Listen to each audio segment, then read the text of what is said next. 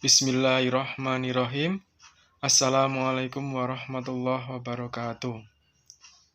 Kali ini saya akan menyampaikan tugas besar, yaitu makalah analisa dan desain sistem.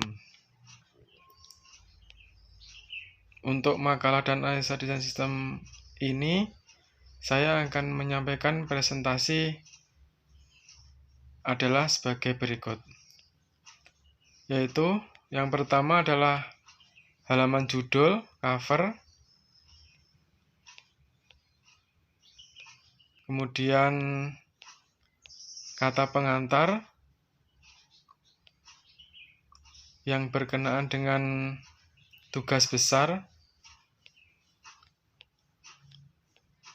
fokus mata kuliah analisa dan desain sistem diantaranya adalah pengantar analisa sistem, mode pengembangan sistem SDLC, studi kasus, pemrograman terstruktur, data flow diagram, kamus data, perancangan berorientasi objek, UML, perancangan input dan output, kemudian perancangan program dan perancangan interface.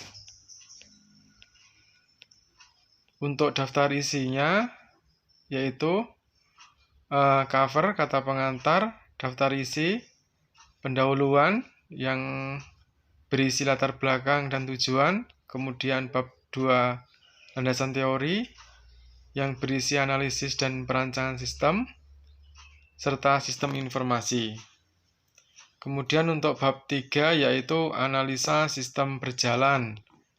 Di antaranya adalah prosedur sistem berjalan, spesifikasi sistem berjalan, bentuk dokumen masukan, bentuk dokumen keluaran, kemudian permasalahan, pemecahan masalah, pemodelan, perancangan program, dan perancangan interface. Di dalam bab 4 ini yaitu adalah kesimpulan. Kemudian ada daftar pustaka dan daftar riwayat hidup. Saya memasuki bab 1 yaitu pendahuluan, latar belakang. Studi kasus yang ada di makalah ini yaitu yang berkenaan dengan toko retail adalah pengusaha toko retail dengan jumlah dagangan dan bermacam barang yang begitu banyak seperti makanan, minuman, snack, kebutuhan sembako, deterjen, sampo, rokok, dan lain-lain. Selama ini pencatatan masih dilakukan manual. Jika barang datang ataupun stok habis karena terjual, pencatatan dilakukan di buku. Pembeli membeli barang dicatat menggunakan nota dan dihitung total pembelanjaan menggunakan kalkulator. Terdapat banyak tumpukan buku, pencatat, dan kopian nota yang dimiliki toko ini. Jika ada komplain dari pembeli tentang barang belanjaan yang hitungannya salah, pemilik atau karyawan toko harus buka lagi nota-nota kopian untuk mengecek satu-satu. Nah, ini adalah studi kasusnya. Kemudian tujuan. Tujuan untuk menyelesaikan studi kasus tersebut antara lain menganalisa semua masalah yang ada, yang terjadi sehingga kasus tersebut bisa terselesaikan dengan baik. Kemudian identifikasi solusi-solusi alternatif terbaik untuk studi kasus tersebut, membangun pengembangan sistem yang sesuai dengan studi kasus tersebut. Kemudian memasuki bab 2 yaitu landasan teori. Antara lain adalah analisis dan perancangan sistem. Kemudian yang kedua sistem informasi.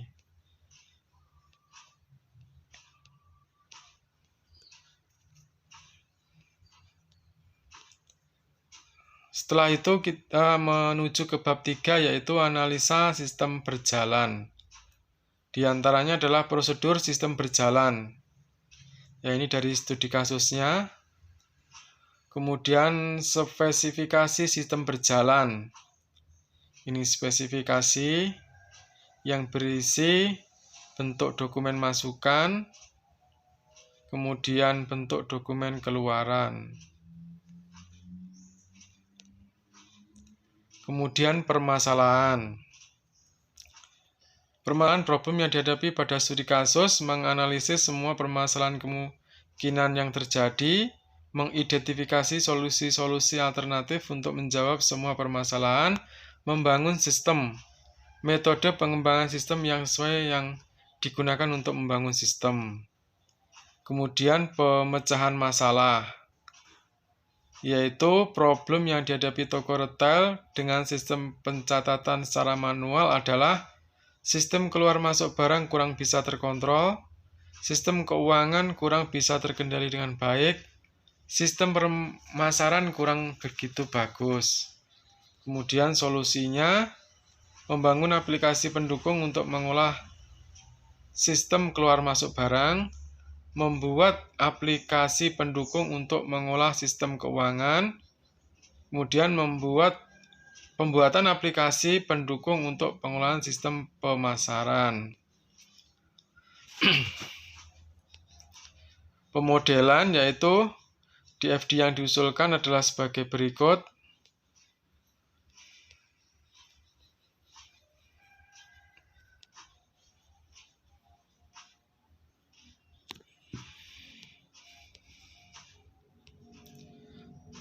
Untuk perancangan input dan output, ini software memakai pensil. Ini input barang masuk. Ini ada nama barang, nama toko penyetor barang, jumlah barang, harga satuan, kemudian nomor telepon sales, tanggal masuk barang, total pembayaran, kemudian ada menu edit, tambah, dan simpan. Kemudian untuk output barang keluar, ini ada menu konsumen, nama barang, jumlah barang, harga satuan, tanggal pembelian, total pembayaran. Kemudian di bawah ada menu edit, tambah, serta simpan.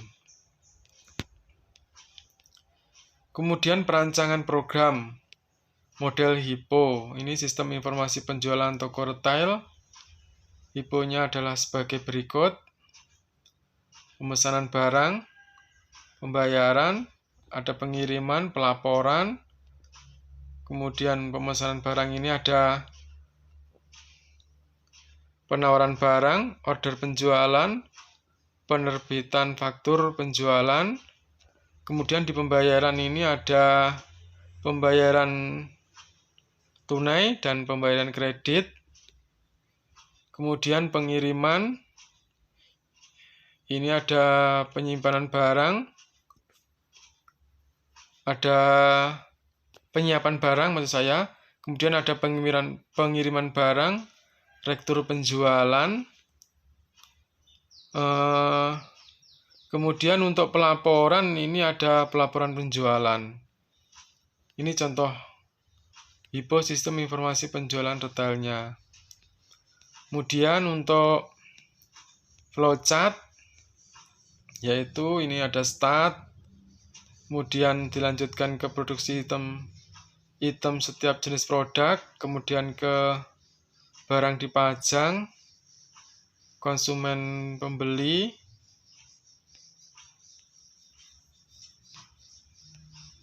ini yang dari stok habis ini ke produksi item setiap jenis produk. Ya, kemudian dari konsumen pembeli ke stok tersedia.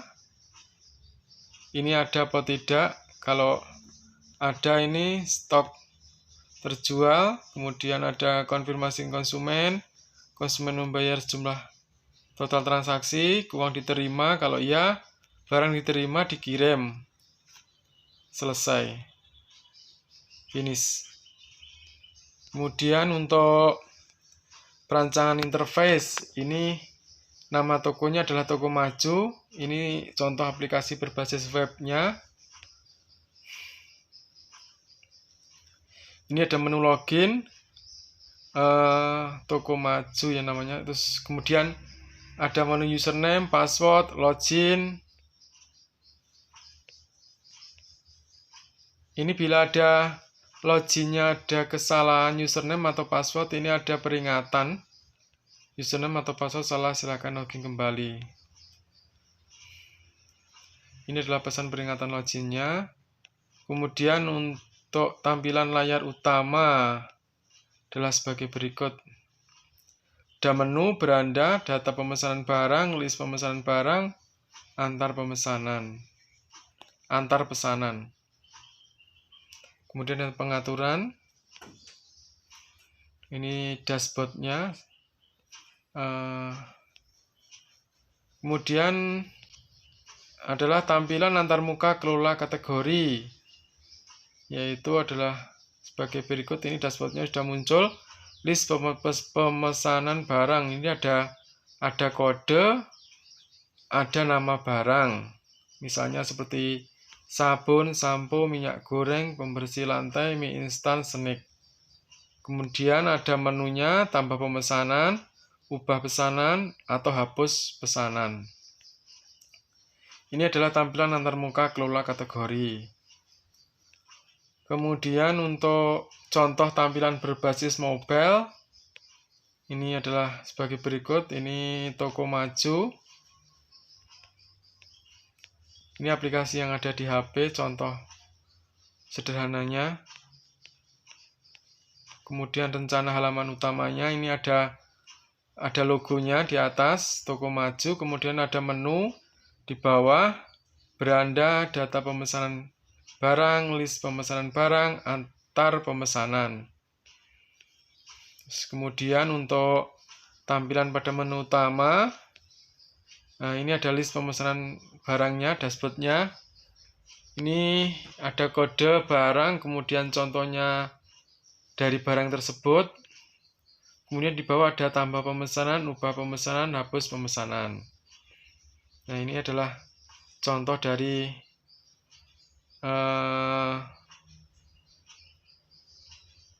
sistem di HP-nya. Kemudian bab 4 ini adalah kesimpulan. Dari hasil analisis perancangan sistem dan implementasi sistem, maka diperoleh kesimpulan dan saran yang akan dibutuhkan untuk pengembangan selanjutnya. Kesimpulan yang didapat dari pembangunan sistem dari studi kasus toko maju adalah antara lain,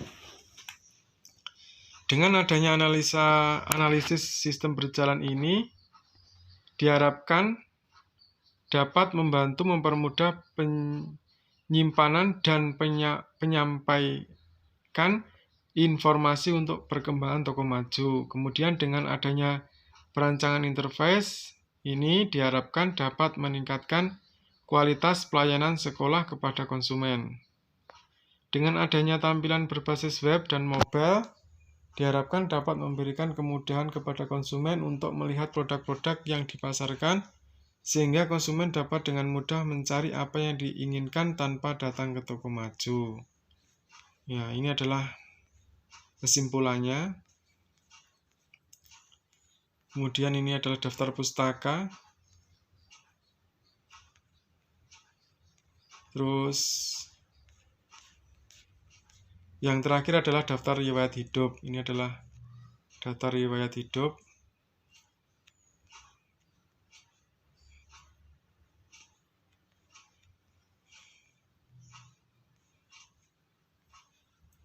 Ya, ini adalah sekian dari saya. Kalau ada kekurangannya mohon maaf. Wabillahi taufiq wal hidayah. Assalamualaikum warahmatullahi wabarakatuh.